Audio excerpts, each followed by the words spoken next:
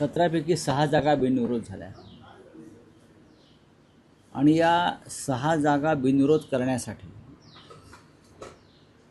कालच मी सांगितलं की साधारण काल दिवसभरामध्ये 150 कोटी रुपये खर्च झाले. त्याच्यामध्ये पुण्यातली माघार, छत्रपती संभाजीनगरमधली माघार, कोकणातली माघार, आज मी ते ट्विटवर टाकलेलं आहे आकडे सगळे. याशिवाय अजून 3 ठिकाणी यवतमाळ, वर्धा, गडचिरोली वगैरे तो भाग सगळा 150 कोटी रुपये काल माघारी आणि बिनविरोध या संदर्भातले जे व्यवहार झाले, त्यात खर्च झाले. आता ज्या 11 निवडणुका होणार आहेत तिथे मोठ्या प्रमाणात खर्च केले जाते. माझं असं म्हणणं आहे भारतीय जनता पक्ष आणि त्यांच्या लोकांना, तुमच्याकडे पुरेसं संख्याबळ आहे ना. पुरेसं संख्याबळ असताना तुम्ही हा घोडेबाजार का करताय हे मी पहिल्या दिवसापासून सांगतो आहे.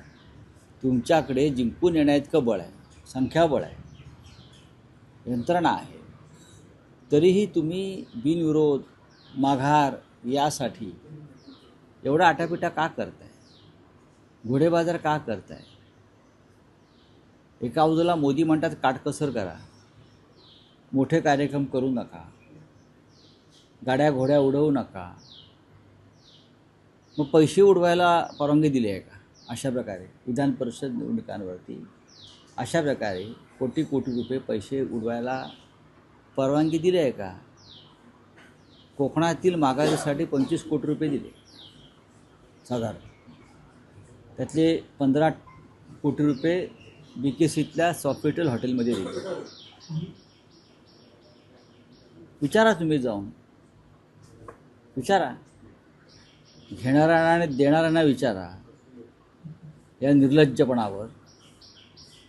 संभाजीनगरमध्ये सुद्धा साधारण तेवढीच रक्कम लेनदेन झाली. पुण्यातलं तर आकडे आज प्रसिद्धच झालेले आहेत. उमेदवारीच्या बदल्यात उमेदवारी देणाऱ्यांना काय दिलं आहे ते काही कर्ज रूपानं आहे, काही स्थावर मालमत्तेच्या रूपानं आहे. या महाराष्ट्रात हे चित्र जे निर्माण झालं आहे भारतीय जनता पक्षाच्या कृपेने, हे फक्त लोकशाहीला कलंक लावणारं नाही,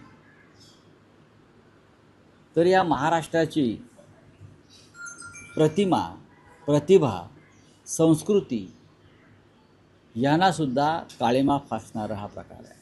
मी वारंवार तेच सांगतो आहे, तुमच्याकडे पुरेसं संख्याबळ नाही तर 5वी संख्याबळ आहे, 5 तरीही तुम्ही हे उद्योग का करताय? तुम्हाला ही नशा जळली आहे का? ही नशा जळली आहे का तुम्हाला? पैसे उडवायचीच आहेत, पैसे माणसं विकत घ्यायचीच आहेत.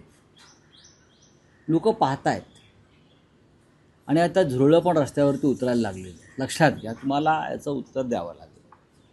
उमेदवारी घेताना तुम्ही पक्ष नेतृत्वाकडे आलात. मला तर आश्चर्य वाटतं, कोकणातले एक उमेदवार आमचे पूर्वीचे संघ परिवारातले जे नीतिमान, नैतिकता वगैरे, मातोश्रीवरती येऊन बाळासाहेब ठाकरे यांच्या तसबिरीच्या साक्षीनं नॉमिनेशन का उमेदवारी अर्ज घेतात. तिथून ते सिद्धिविनायक मंदिरात जातात, सिद्धिविनायकाच्या पायाशी तो उमेदवारी अर्ज ठेवतात, सिद्धिविनायकाचे आशीर्वाद घेतात, कपाळाला सिद्धिविनायकाचा शेंदूर लावतात, काय ते लावतात, प्रसाद घेतात, पिळा लावतात. हिंदुत्ववादी ना, आणि कोकणात जाऊन हिंदुत्वाचा पूछ लावतात. सगळे हिंदुत्ववादी एकत्र आले गद्दारीसाठी. फोटो पहा, मी टाकला आहे. म्हणजे स्वतःला हिंदुत्ववादी समजणारे सगळे सो कॉल्ड हिंदुत्ववादी बेईमानी करण्यासाठी एकत्र आले. कोणत्या वेद पुराणामध्ये अशा प्रकारे बेईमानीला स्थान दिलं आहे? कोणत्या उपनिषदांमध्ये अशा प्रकारे गद्दारीला स्थान दिलं आहे?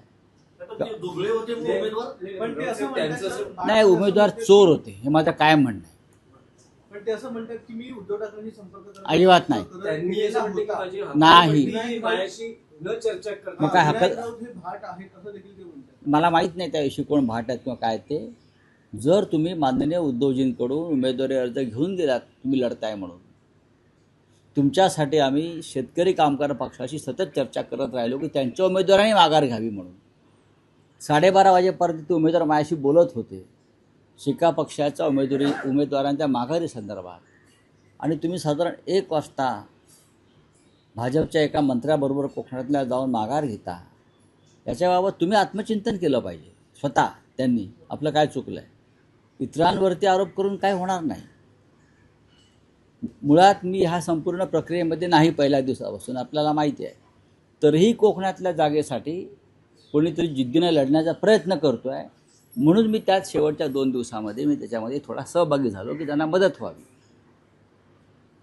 पण मी म्हटलं ना की कोट्यावधीचे व्यवहार भारतीय जनता पक्ष, मिंदे गट, अजित पवार गट हे करत असतील, त्यांच्याकडे संख्याबळ असतानासुद्धा, तर मला वाटतं त्यांना ही नशा चढलेली आहे आणि ही नशा उतरताना कठीण आहे.